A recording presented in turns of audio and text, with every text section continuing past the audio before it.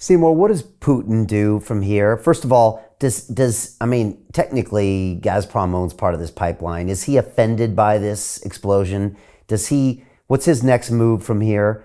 And does this act, especially if it goes uninvestigated or unpunished, empower Biden to do more of this? Are we going to look back 20 years from now and say it all started with Nord Stream? Well, obviously, the reason I ran the video of McNamara, of Johnson telling that lie in early 1964, before the American troops were there, is that that's a fear of mine. Right. You know, not that I'm all powerful, but that's what happened in Vietnam. And if I have no idea what Putin thinks. I read his speeches, and if you remember 2-3 years ago, particularly Britain, all the stories where he's dead, he's got some kind of cancer. This was floating all over. The gossip in Britain was even stronger than it was in America on that. There's such certitude that he had some kind of cancer. He was taking this drug, but he's clearly articulate. And he said it in Sochi, 3-4 years ago. He talked about America brandishing the bomb, nuclear bomb. And he said, we're not afraid. We'll go to God, even if we do it first. God will accept us if we have to do it to protect ourselves. He said that. That was the language. He's not a communist. He is somebody who believes in the great Soviet mythology. I've read 2 differing CIA profiles. I wasn't supposed to see them. There were 2 differing profiles that were done. The CIA uses a lot of psychoanalysts in the trade, in the business, and they use them. I mean, guys who have private patients, but also write stuff take the intercepts and look at them, and then write an analysis of bright guys. And one was sort of the standard. The other was much different. The other was talking about he's more rational. I'll just tell you what it said, because I was given it. It's described that he thinks himself as a judo expert, and he was in Japan doing a tour. And he was taken to a judo contest, and there was one very aggressive woman who was throwing everybody. And she said to him, "Come." He said, "No, you're a woman. I'll win so easily." And she says, "Well, try me." So he put on the clothes he supposed. Maybe he was already dressed. Maybe he was going to do an exercise there. He does fancy himself to be a good judist. And she threw him in 3 minutes, right? Yeah, I've seen the footage. He got up and smiled, and he took the heat. And that what the shrink wrote, the analyst wrote, was, this is a guy that knows when he's not irrational, but it was a very interesting one. They didn't promulgate it because it went against the trade. That's how I happen to see it. And the agency did not promulgate it. I don't think they briefed the White House on it, but he'd done many for the White House they had. So I don't know if we have a good fix on Putin. I know he believes in the Soviet world. I mean, he does believe in it in the same way, just as. And so I'm not smart enough. I don't read Russian. I read his speeches. I haven't read the last one. I certainly read the one 10 years ago at one of the international meetings when he said, "Why don't you bring me into NATO? I want to be part of Europe." And we poo-pooed that.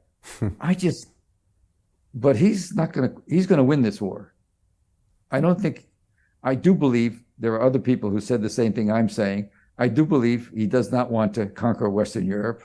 I don't believe he wants to retake Germany. I don't believe he wants anything more. He wants this buffer, right? This Ukrainian buffer, and he sees the Ukrainians as low life. It's a racist view, but and he'll win. He'll win. Well, he just as a necessity. You have to have a Ukraine that we overthrew the government, a pro-Russian government in 2014. By now, it's pretty much acknowledged. The Undersecretary of State, Victoria Nuland, was overheard on an intercept that was made public at the time, probably by the Russians, talking to the ambassador about who should we pick to run the next government. I mean, you can't get away from that one. The press doesn't want to write about that too much either. I don't know, but I know I wouldn't mess with the guy. And he has the resources. I wouldn't move missiles that are aimed at that could be turned defensive missiles. We say that everybody in the community knows can be turned around within half a day into an offensive. You'd have to do some mechanical, take off some metal and put on some different metal. Could be done within a day. I wouldn't do that. I wouldn't have done that. We did I that in wouldn't watch. I Poland, wouldn't right? have to. That's our missiles in Yeah, Poland, right? in Poland, you got exactly 80 kilometers from the border of Russia, Yeah. and or maybe 80 miles. I never remember So which. we've been provoking them for the past 10, 20, 30, 40 years, and we Oh continue yeah, to. it's been the game all along. I mean, it's been the game all It's along. fascinating because you, Seymour, and then when I've had Jim Rickards in as well, former CIA advisor, I had a guy named Andrew Bustamante, a former CIA, and they all categorically said Russia's going to win this war. There's just no other way. And yet, when you look to mainstream media, especially in Britain and in the U.S., it's the complete opposite narrative. It's the Ukrainian wins every day. Russia's on the ropes. It's just a matter of time. They're fighting the freedom fight. It's the complete opposite narrative. Well, there was a story in the paper today. I just looked at the headlines where it said accuses Russia, the Washington Post accuses Russia of more of gross of tortures and assassinations and war crimes galore. It's so frustrating because, like you, talking to sophisticated people who know stuff and know stuff that they're not telling you about, see stuff. I have people that see stuff. And listen, just Russian history. In the final days of in Stalingrad, the great victory, the Russians were losing, get this, 2,400 killed and wounded every 4 hours, and muddled through and took the Germans down, took them down. I've read there were some wonderful novels written by some of the German GIs, the soldiers who were in that war, describing it when they came home. And 5 years later, they were, like, they're human beings. They're bright. Germans are really interesting. They're well-read. The Max Planck Institute in Berlin is one of the all-time great academic places in the world. And so there's the Germans, they're just they're very bright. For me, I've been giving speeches in English for 10, 12 years there at the university with no translator. They all master languages, and they know how to party. You can find Brooklyn beer at a lot of places. They have the Brooklyn Lager, which is you wouldn't think you'd find if you can find it in Berlin. They know the taste of the Westerners, and so I don't know why we have to go this way. And so look, I'm just one yokel, whisper yelling in the outline, and I've had this.